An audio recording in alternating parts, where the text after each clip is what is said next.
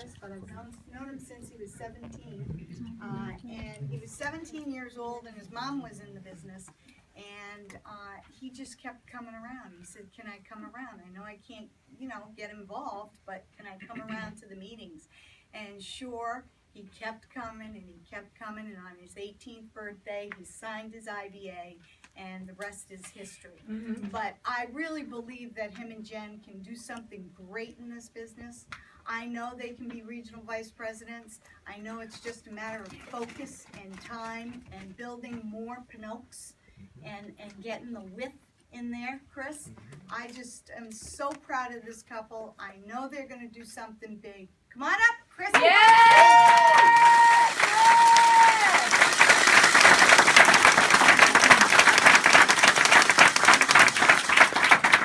I didn't realize we had so many people here. It's exciting. It's exciting to, when we have the opportunity to join the Top Gun base shop and train with you guys. I mean, it's a really exciting time for us in Primerica and for this hierarchy. I mean, the fact that we're now stepping off and being able to have our own fast start schools, which is a huge thing. I remember the first Yank of fast start school that we had was in Marlboro, and it was I think it was Jim and Mary Coker were the guest speakers that came out to that event, and it was just incredible to see how really powerful this group is. Does that make sense? Mm-hmm. And you see a lot of the people in other states, California, you see people in Florida really kicking butt. We're the numbers that this organization puts up are some really big numbers. So give a hand to Sammy and Debbie for what they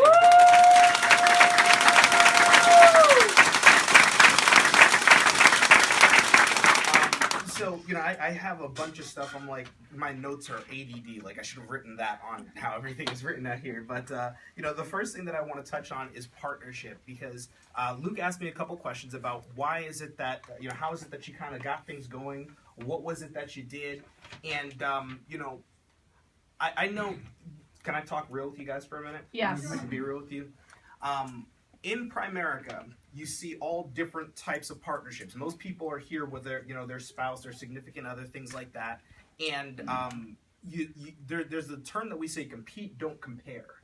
And so I'll be honest with you, for a good portion of the year, I totally took my partnership for granted. I totally didn't respond the way that I should have to my wife and what was, the things that I felt, I know what's going on in business. I understand how I'm supposed to do Primerica. I've been in the business longer than she was, and kind of cut her off with the ideas that she had, the talent that she had, and where she could have really helped us get even bigger if I had really just shut up and listened to what my wife was saying. I don't know if anybody can relate to that shut up and listen. Am I the only person that doesn't shut up and listen? Right? And so, towards the end of the year, I just remember Jen and I just we just, the little things would turn into explosions where I had to think about it, like, why am I responding the way that I am? And it's because I wasn't winning the way that I wanted to. And then in turn, instead of looking in the mirror and saying the reason I'm not winning is because of me, I had to find somebody else to blame. Mm-hmm. Does that make sense? Yeah. And so Jen, from the bottom of my heart, I apologize to you for not valuing the partnership that we had, because the second we did it, the first time Jen and I got promoted to regional leader, we were dating for a while. It was like under wraps. Nobody knew, but everybody knew. You know what I'm saying? And so we made a decision to become a partnership. And it was January, February, March 30th. March 30th, so March is when we became a partnership. The following month was when Primerica went public, and we became regional leaders the month that we became a partnership. My wife was when we had Builders Track. I don't know if you guys who's been here long enough to remember Builders Track. My wife was one of the #1 Builders Track producers. Like, she won that. She spoke at Richie's meeting on her own. So when we hear at the meetings and say, yeah, she did it all by herself, she really did. She really, really did. So I'm just incredibly blessed. Jen!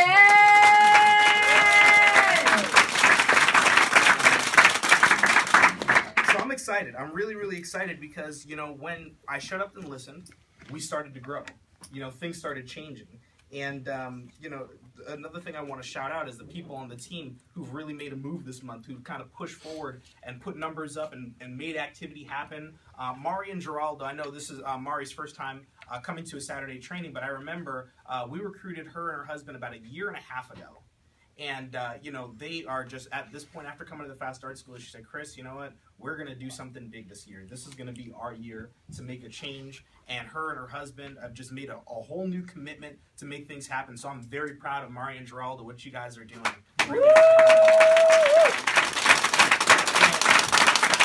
Nick McChilly, Nick in the back of the room over there. I mean, yes! Everybody knows Nick, right? You know, over the last Fast Start School, he's just excited about, you know, what's happening for him and his team. I mean, he got a direct a couple of days at the beginning of the month. The first recruit of the month was his. He ended up getting somebody in the business, and then Kelsey underneath him. She got, you know, a couple transactions in, a couple recruits. You know, so they're getting ready to do something big this year as well. And you know, obviously, Pinocchio and Stacia, you guys have just really taken the hierarchy by storm. I mean, and I know he talks about it. I haven't done anything yet. I remember having a conversation with him. I'm like, bro, just take the compliment. You know what I mean? You're doing good. You're doing good. We are all proud of what you guys are doing. And Manny and Hoy, you guys are now just really starting to show how coachable, you know, the system, if you're coachable, how the system can work.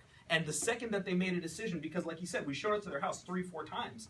And then as soon as they made a decision, said, fine, let's get after it, things started to change. There's a secret in that. Success does leave clues. I don't know if you guys have realized that, but success leaves clues.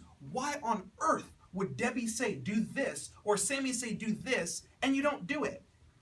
Because if you do it, you're gonna win. Like I mean, it was one of those things where I have a filter. I always have this filter, and any person that's talking to me, if Fat directly recruits me and he tells for me to do something, I have to think about it and say, would it benefit Fat to screw me? Is there if I did this, is it going to hurt Fat? Is it going to hurt me? And if the answer is no, the filter is, why would he screw me? He's not going to. So if I follow what Fat says, obviously I'm going to what? Win. I'm going to win. Does that make sense? Yeah. It's a very simple concept. This business is so simple, but we overcomplicate it. And I mean, look, you have to really define what business you're in. These are some of the things that Luke and I were talking about. You know, what business are you in? There's 3 businesses in Primerica. There is the financial salesperson, where you could be the biggest, baddest investment advisor, life insurance agent, debt consolidation, whatever the case may be. You could be that guy in Primerica, but you can make a little bit of money doing that, which is fine, because that beats having a job, right or wrong? Right. Okay, so you have that choice to be in that situation. The second thing is being building a financial brokerage, building an office, building an organization, having an office and agents that work out of your office, and you make money every time they do something. You make a little bit of money on your personal production. Does that make sense? Yeah. You can make a lot more money. You can make a 6-figure income, $150,000, $200,000, $300,000 a year doing that. But then the last thing is a Remax type system. You see what I mean? Where you can have offices of agents who house other agents that make money and make sales, and you get paid when they get paid, and they get paid when they get paid, and everybody gets paid, and everybody's happy. Everybody's rich. Does that make sense? Yeah. And that's what Sammy and Debbie have built, okay? So I'll be honest with you, the business, I